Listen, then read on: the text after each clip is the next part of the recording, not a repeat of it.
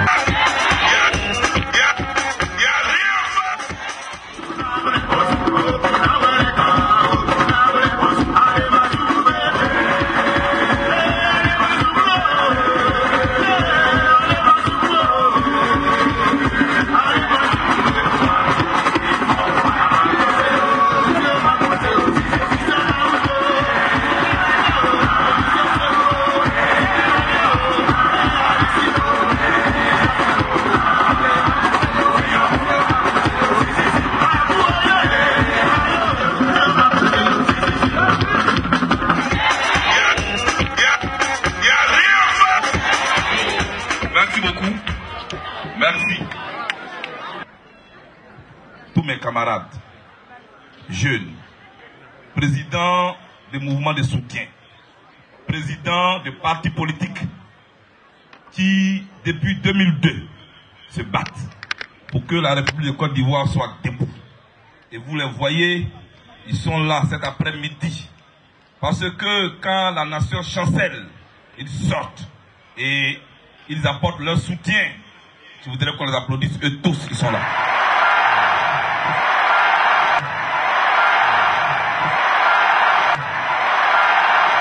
C'est le Conseil constitutionnel de Côte d'Ivoire qui donne les résultats définitifs. Au premier tour, quand les résultats étaient annoncés, au moment où Henri Konan Bédié contestait les résultats et que le Conseil constitutionnel a rendu les résultats définitifs et a dit Gbagbo l'aura en premier tour avec Alassane Dramane Ouattara. Mais il a accepté, non? Au deuxième tour, là, quand on a dit à Ouattara, tu vas au deuxième tour avec Gbagbo. Il a accepté. Et il a dit à Bédié, bon, le Conseil constitutionnel a déjà parlé, allons. Mais parce que cette décision-là l'arrangeait en ce moment. Donc lui, il respecte les lois quand ça l'arrange.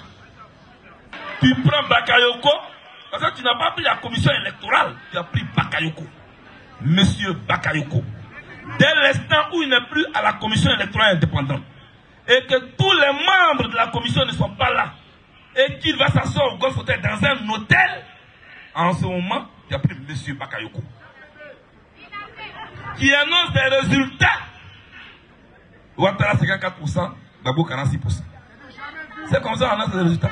Les résultats s'annoncent région par région. Et au sein du siège de la commission. En présence des commissaires, fait que les résultats n'aient pas été annoncés région par région, on devait même douter de ces résultats. Mais tout de suite, oui, Sarkozy félicite, l'ONU félicite, Joy anticipe, il va dire, il certifie. Et nous, on doit accepter ces résultats. Est-ce que vous allez accepter ça? Est-ce que vous allez un jour même accepter ça? Un homme normal ne peut pas accepter ça. Et les gens normaux là, c'est vous. Et puis eux, ils sont devenus fous. Ils sont devenus fous. Parce que le fou là, lui il fait ce qu'on ne fait pas. Est-ce que c'est vrai que ce que nous avons enseigné à l'école, que l'ONU est un organe qui est venu pour réguler le monde, pour protéger les faibles? Ce n'est pas vrai. Aujourd'hui en Côte d'Ivoire, c'est l'ONU qui transporte les rebelles. C'est l'ONU qui donne les armes aux rebelles. Et l'ONU est devenue un ensemble, est devenu un groupe de petits voyous qui piratent les fréquences de la Côte d'Ivoire. Mais une organisation internationale respectée comme l'ONU qui pirate les fréquences de la Côte d'Ivoire. Ils sont sur une fréquence. Le CNC a dit non, sans vous arrêter cette fréquence. Et ils balancent sur nos fréquences. Ils balancent sur notre fréquence. Mais ça là, c'est de la piraterie. C'est pas digne d'une organisation comme l'ONU. Ils se promènent en Côte d'Ivoire. Ils se comportent comme dans un territoire conquis. Et ils ne nous considèrent plus. Mais on va les amener à nous considérer. On va les amener à nous considérer. On va les amener à nous considérer. Et tout dépend de vous. Tout dépend de vous. Est-ce que vous êtes prêts? Est-ce que vous êtes prêts? Est-ce que vous êtes prêts? Ils ont fermé la porte. Ils ont fermé les fenêtres. Et nous, on est dans la maison.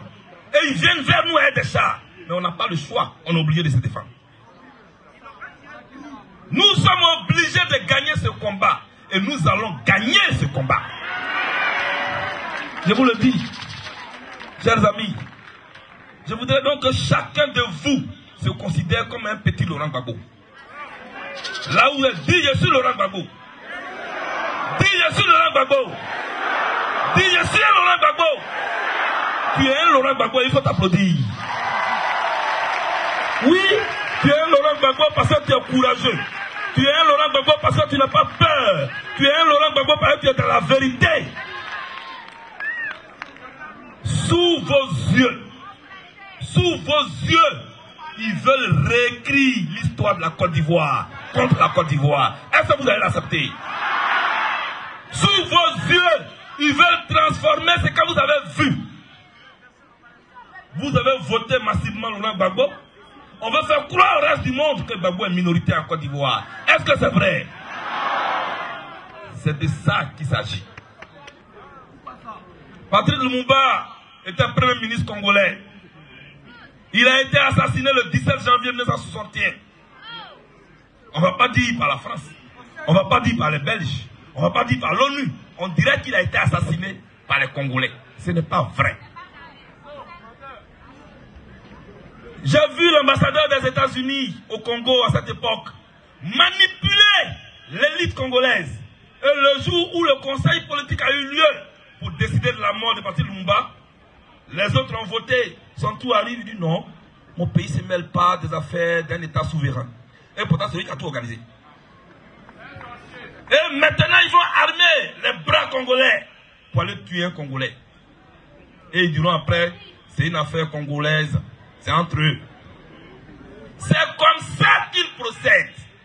Et aujourd'hui, ils veulent faire croire que Gbagbo Laurent s'accroche au pouvoir et qu'il est opposé à une certaine partie du pays. C'est la même chose qu'ils ont fait au Congo.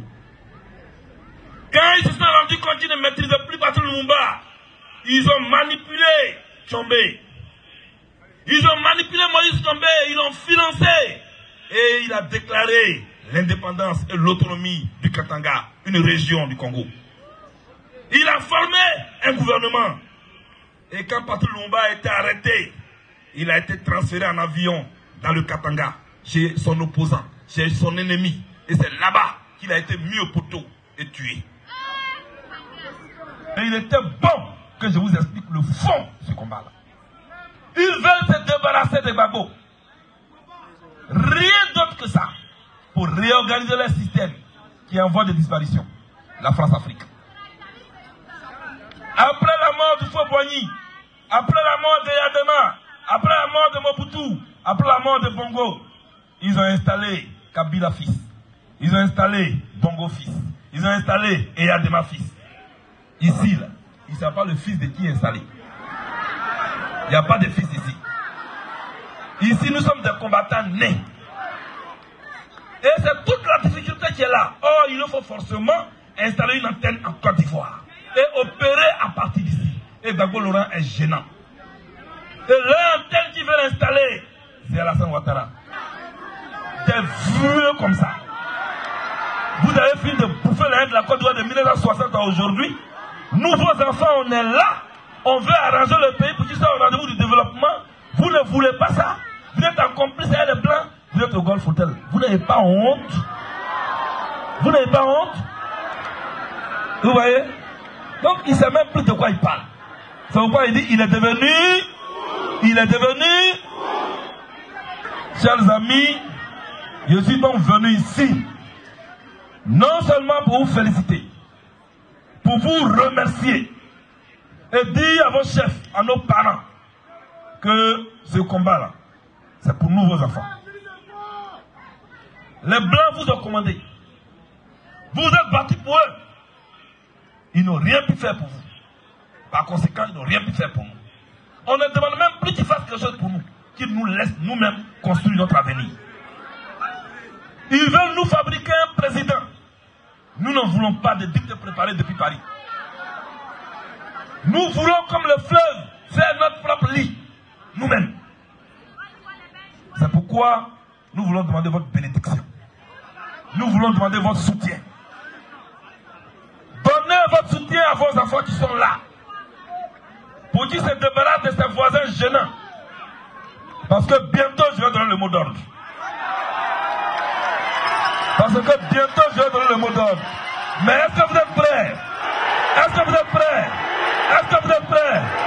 Quand tu veux engager un combat et que tu doutes, chers amis, tu ne peux rien gagner. Soyez convaincus que cette victoire-là, elle est la nôtre. Et je l'ai dit au palais de la culture, je le répète ici. Ils ont l'ONU avec eux. Ils ont la Licorne avec eux. Ils ont toutes les armées du monde avec eux. Ils ont Sarkozy avec eux. Ils ont Obama avec eux. Nous avons l'éternel des armées avec nous. Attention, attention, la gloire de Dieu est descendue. Attention, attention,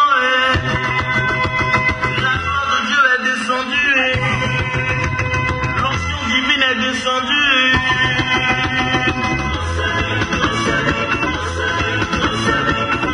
Merci. Que Dieu vous bénisse. Que Dieu vous bénisse. Allez, je vous dis au revoir. Je vous confie la route. Que Dieu vous bénisse.